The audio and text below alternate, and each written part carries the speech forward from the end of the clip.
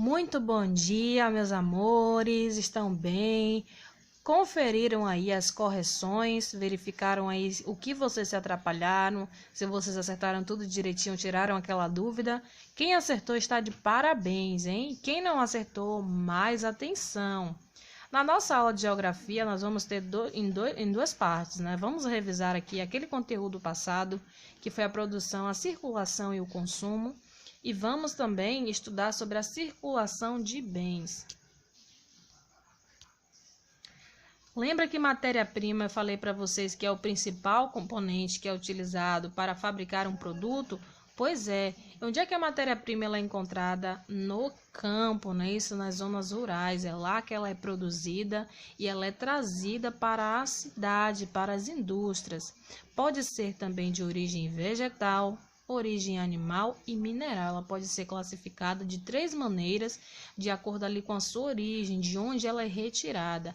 Então, matéria-prima, como eu gosto de dizer, é aquele primeiro ingrediente, né? Esse é aquele produto na qual vai originar outros produtos a partir dele.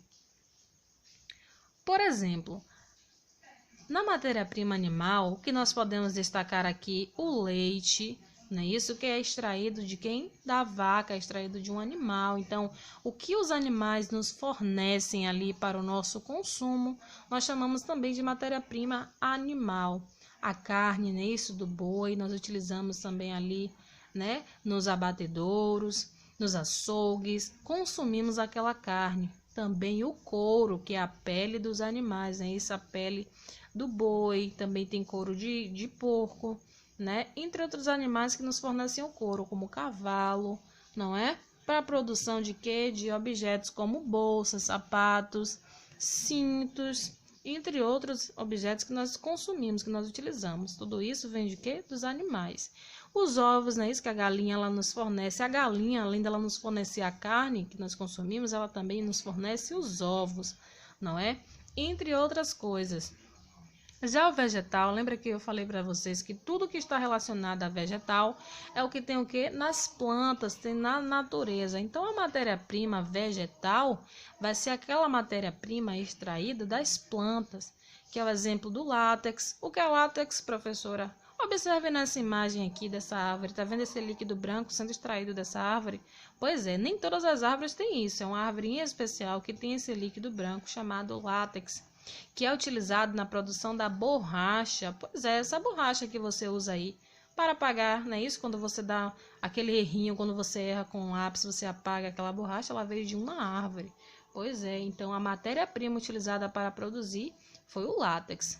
Os frutos, não é? Qualquer fruto utilizado aí na fabricação de sucos, de polpas, não é isso? Entre outros vegetais. Também o caule, que é a parte ali da planta, que também é útil, não é isso?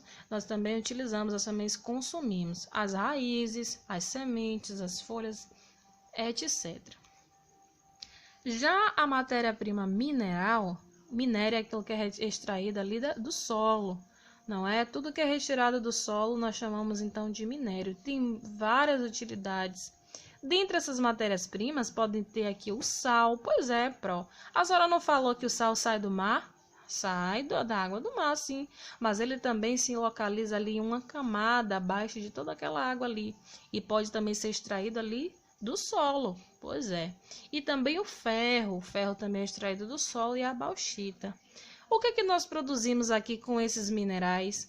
Eles são fundidos, claro, eles são tratados, limpos e são mandados então para a industrialização. Na industrialização, através desses materiais, são produzidos ali então objetos que podem ali ser consumidos pela população. Quando eu falo consumidos, não é só comer não, tá? Consumir é você adquirir, você ter aquela coisa. Então, quando você compra algo, você consome. Algumas matérias-primas são consumidas sem passar pelas transformações. Aqui eu já estou dizendo consumidas também de comer, tá bom? A maioria delas são produzidas no meio rural, ou seja, no campo. E as suas transformações ocorrem nas áreas urbanas. Que áreas são essas? As indústrias, as fábricas. Quando nós falamos em transformações, Falamos então de tratamento. É lá que esse alimento, não é isso? Aquela matéria-prima vai passar por um processo de melhoria, vai ser ali adaptada a ser consumida em longas datas, a ser conservada e não perecer, não é isso, naquele mesmo momento. Mas a maioria, né, das matérias-primas, elas passam, né, pelas indústrias, como eu falei para vocês. Passa por esse processo de transformação. Olha só aqui, tá vendo essa madeireira? Nós dizemos aqui que é uma indústria, claro, não é?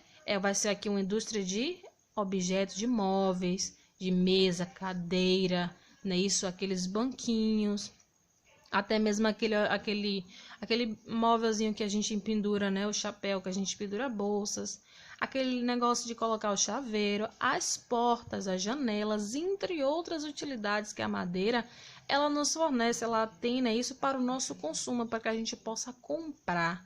Olha aqui também, aqui nessa outra indústria, tá vendo a mesma coisa, na terceira indústria a mesma coisa, está ali fundindo aquele metal para ter ali uma nova utilidade.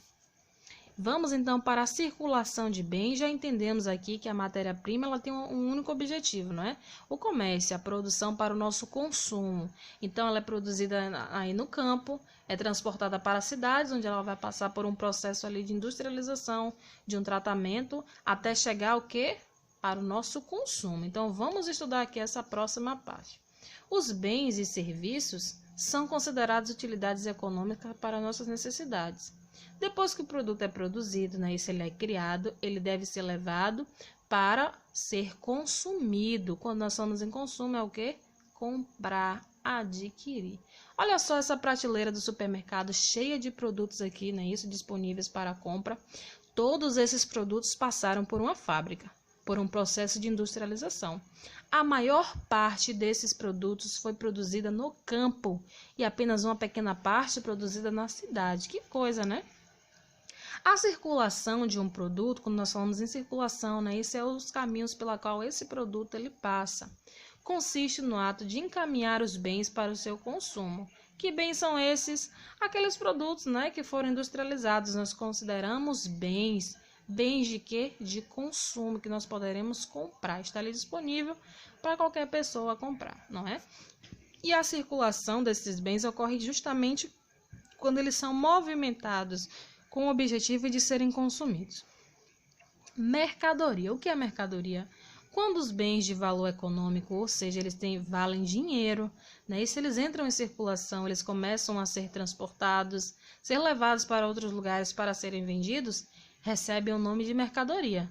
Não importa se seja de origem vegetal, origem animal, né? Isso mineral, que seja sido transformado ali é chamado de mercadoria. E toda essa mercadoria ela engloba qualquer bem produzido que se encontra longe do seu local de, né, isso de produção ou do local de venda, na qual ela vai ser ali vendida. Foi vendida, foi levada para outro lugar, é aquela mercadoria. Já os imóveis, quando nós falamos de imóveis, estamos falando de construções, de moradias, estabelecimentos, não é isso? Monumentos, entre outras coisas, são consideradas imóveis. Diferente dos bens de circulação, os chamados imóveis, ou seja, aqueles prédios e estabelecimentos residenciais ou comerciais, né? Não podem ser considerados como mercadoria. Lembra que eu falei a vocês que mercadoria é quando entra em circulação, então vai mudando sempre de um lugar para o outro, as pessoas vão consumindo. Por que não podem ser considerados como mercadoria? Porque eles não podem se mover e nem podem ser deslocados em trocas, não é isso? Então permanece sempre no mesmo local. Sim, muda de proprietário, mas ela não se locomove. A mercadoria ela tem que ser transportada. Como um prédio não é transportado, não é uma mercadoria, vai ser considerado um imóvel. Então, meus amores, essa aqui foi a nossa aula de geografia. Espero que vocês tenham gostado, tá? Então, vou deixar um recadinho para vocês aqui rapidinho. Fiquem atentos, hein? Fiquem aí. Beijo. Vou aproveitar esse rápido intervalo aqui para dar um conselho a vocês. É mais uma dica, né? Não descuide. A Pro sempre tem trazido aqui algumas dicas de proteção, de alerta, não é? Contra a Covid-19. E o que eu venho aqui falar para vocês hoje é cuide da sua saúde. É uma coisa que nós não podemos ver, então nós não podemos dizer, está naquele lugar, eu não vou. não é isso? Eu não sei se o coronavírus está ali. Então, o que é melhor fazer? Eu me proteger, não é isso? Então, continue se cuidando, meus amores, ok? Beijos. Revisão de português. Lembram aí que nós estudamos aquelas ortografias, não é? Do R no início das palavras, entre a extensão da palavra, ou seja, no meio, e também quando ele está entre vogais, né? Isso quando ele tem o seu som diferenciado. Então hoje vamos dar aquela revisada. Vem comigo com outros exemplos, não é isso? Quando o R ele está no início da palavra, essa letra ela vai ter um som forte, não é? Ela demonstra ali a sua presença, ela marca território, ela diz que ela está ali. E nós podemos perceber essa intensidade não na escrita, mas sim na pronúncia. Observe aqui essas palavras, a palavra remo. Remo, o re, ele vem logo de início, né? Se ele vem marcando ali a sua presença, nós identificamos que tem a letra R nessa palavra. A mesma coisa na palavra Renata, não é?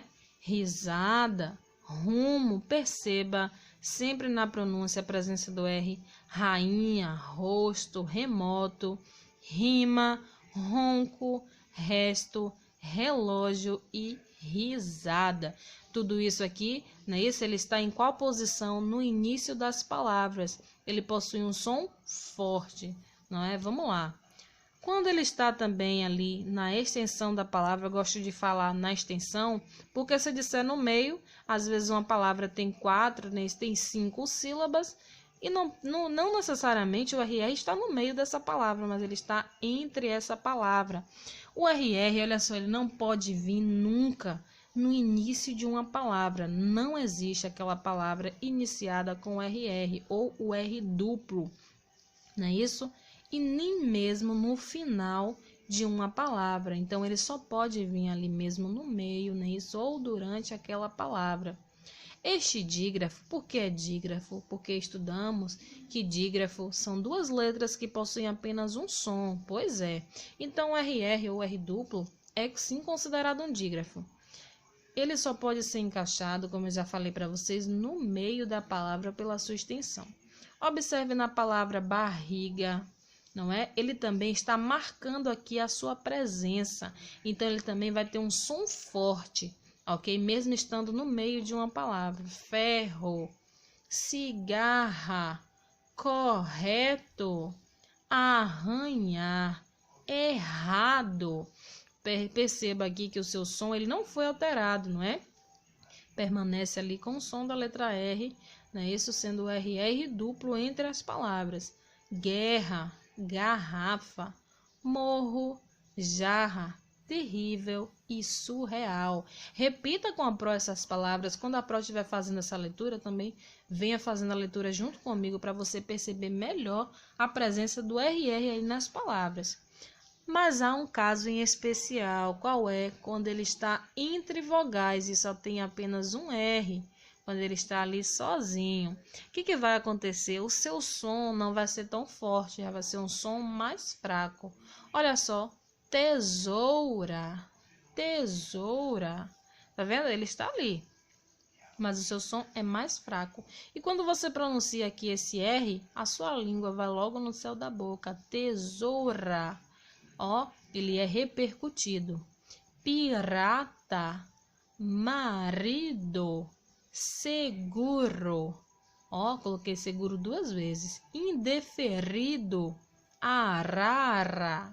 Tá vendo aí que nós produzimos aqui um eco na nossa boca através do que? Da língua e do céu da boca. Esses 2 órgãos aqui, eles ajudam na pronúncia a dar um som diferenciado na letra R. Isso só acontece o quê? Quando ela está entre vogais e está sozinha. Muro, parada, marido e careca biruta. Pois é. Então, relembraram aí, meus amores?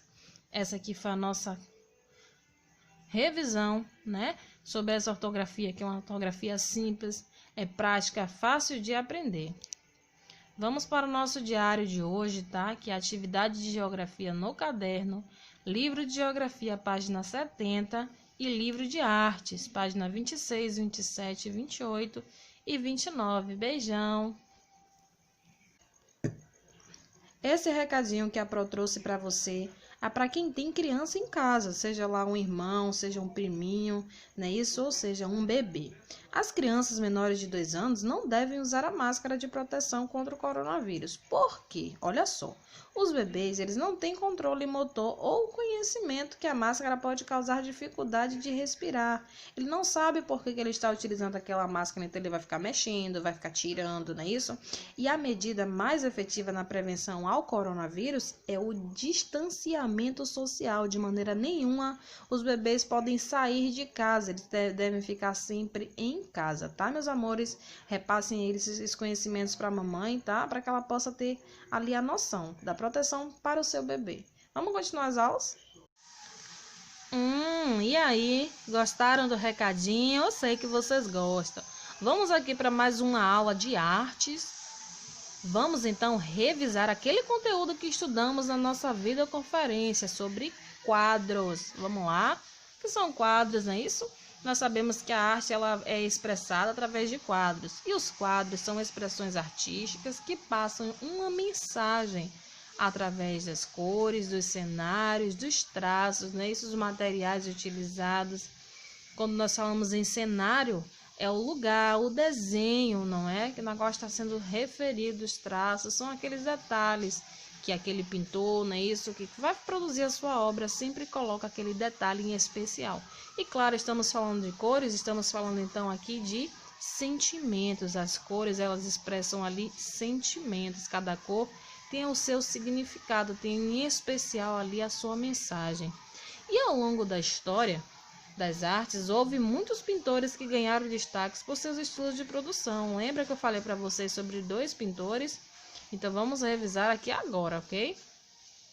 Vincent van Gogh. Lembra que Vincent van Gogh, que foi Vincent van Gogh, você lembra?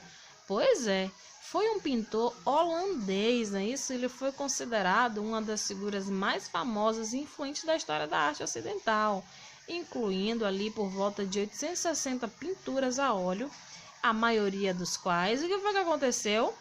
Veio ter popularidade, né, isso durante ali os seus últimos anos de vida e depois da sua morte, foi quando ele foi virar ali famoso, foi quando as pessoas começaram a dar importância às obras dele, porque enquanto ele viveu, ele não tinha ali aquele prestígio, ele não tinha o reconhecimento das pessoas.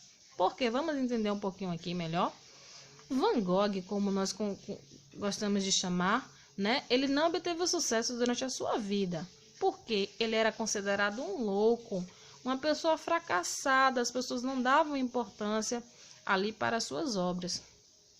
Ele só veio ficar famoso depois do seu suicídio, pois é, ele se suicidou, existindo ali na imaginação pública como a quintessência do gênio incompreendido. Então as pessoas começaram a se dar conta, nossa, ele era um gênio, porém ele não era compreendido, as pessoas não conseguiam entender a sua linguagem, não é isso? Mas esse homem era um grande pintor, reconhecemos através das suas obras, né, todas as mensagens que ele queria repassar para o mundo e nós não queríamos enxergar, não é isso? Vincent van Gogh, né, ele teve problemas, como eu disse para vocês, que ele foi considerado aí uma pessoa louca, inclusive foi até internado em um hospício, pois é, foi internado em um hospício, mas ele não parou ali de pintar.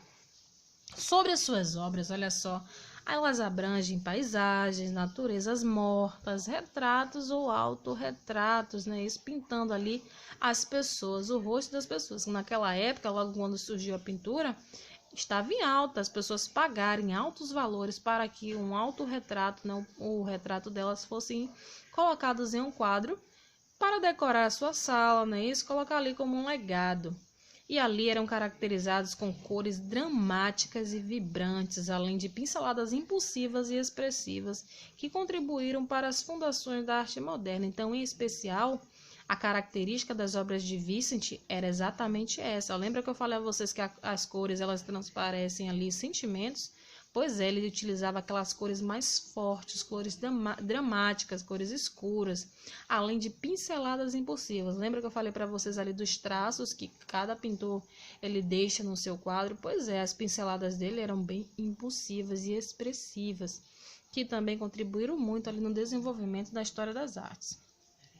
Olha só essa obra aqui que eu trouxe para vocês darem uma olhadinha aqui, obra de Vincent van Gogh, um quadro muito famoso produzido por ele no ano de 1888. Vincent van Gogh, ele pintou muitas obras, como eu falei para vocês, 860 obras. O nome desse quadro aqui se chama Noite Estrelada, sobre o Ródano, né? Ele queria mostrar ali todo aquele cenário, aquela beleza que era a noite. As pessoas gostam mais do dia, não é? Mas Vincent, ele gostava mais da noite, onde ele poderia ver o brilho dos astros, o brilho das estrelas refletindo na terra. Lembrando ali que o céu, não é isso? O espaço e a terra estavam conectados e que o céu era o limite para nós seres humanos, mas que nós não deveríamos ignorar a beleza, né? Isso, todo esse cenário, ele via beleza em cenários desse jeito. Olha esse daqui também, tá vendo? Parece que tá meio claro, meio escuro, como se tivesse ali escurecendo, anoitecendo. Ele estava se referindo ali às oliveiras com Alpes no fundo. Ele refletiu ali muito aquela natureza, aquele cenário, as montanhas bem atrás, com cores mais escuras, cores intensas, tá vendo aqui? Ele pintou esse quadro em 1889. Estou mostrando para vocês os quadros, estou mostrando as obras, porque tivemos aí esse trabalho, não foi? Da produção ali do nosso quadro. Então, eu pedi para que vocês se inspirassem nesses grandes pintores. Estamos revisando aqui para você ver se está assim no caminho certo. Olha só, ele também pintou a sua mãe em 1888, não é? Olha aqui a mãe do Vincent van Gogh, uma senhora já, né? Quando ele já tinha aquela idade, tinha muita afeição por ela, então ele decidiu pintá-la. Vamos aprender aqui sobre Cândido Portinari. Olha aqui. Cândido Portinari era um cara o quê? Brasileiro, né? Ele foi um artista plástico brasileiro e foi considerado um dos mais importantes pintores brasileiros de todos os tempos. Ele foi a pessoa que foi mais longe na história da arte, não é? Ele foi o pintor brasileiro, né, isso, a alcançar a maior projeção internacional. Seus quadros alcançou o mundo inteiro. Olhos estrangeiros viram as suas obras, admiraram, deram a devida importância. Ele pintou mais de 5.000 obras, tá vendo? Muito mais do que Vincent van Gogh. Ele pintava ali pequenos esboços, pinturas de proporções padrão, não é, coisas normais do nosso cotidiano. Os seus temas eram sempre voltados à sociedade. Ele pintava ali os acontecimentos do dia a dia, pintava a vida, não é? O brasileiro também em si. Também temas históricos que traziam ali a mensagem, traziam uma poesia através daquele quadro, e também religiosos, não é? O trabalho no campo e na cidade, os tipos de população, a festa popular, a infância, o folclore, os retratos das grandes brasileiras, ou seja, ele sempre buscou voltar para a sociedade, né? Isso, para a vida, e também a paisagem, a natureza. Ele também gostava de pintar sobre a natureza. Tudo isso aqui demonstravam ali com eloquência a reflexão. Então, ele não só pintava algo por pintar, né? Isso, ele sempre transparecia em que ele tinha se inspirado, ele sempre tinha um outro lado através daquela pintura. Olha só essa pintura aqui. Ele pintou o Dom Quixote, aquele cavaleiro bem famoso. Lembra? Claro que vocês já devem ter ouvido falar do Dom Quixote. Em 1961, foi uma obra aqui, uma produção aqui de Cândido Portinari. Ele também pintou a primeira missa do Brasil em 1948. Não significa que ele estava lá, naquela missa, não. Mas, claro, ele era um estudante, né? Isso, ele conhecia a história, ele se admirou pela história. Então, ele decidiu ali reproduzir aquela cena para que as pessoas, através do quadro dele, entendessem mais ainda a história, né? Isso, aprendessem através de um quadro. Imaginar realmente como as coisas tiveram ali que ia acontecer naquela época. Olha só, o mestiço. Lembra que na chegada dos portugueses, os indígenas tinham essa pele aqui escura, não é? Uma pele que era queimada pelo sol, e era também ali o povo de origem. Só que com a miscigenação, não é? A mistura das raças, gerou então outras etnias, dentre elas o mestiço, tá vendo aqui?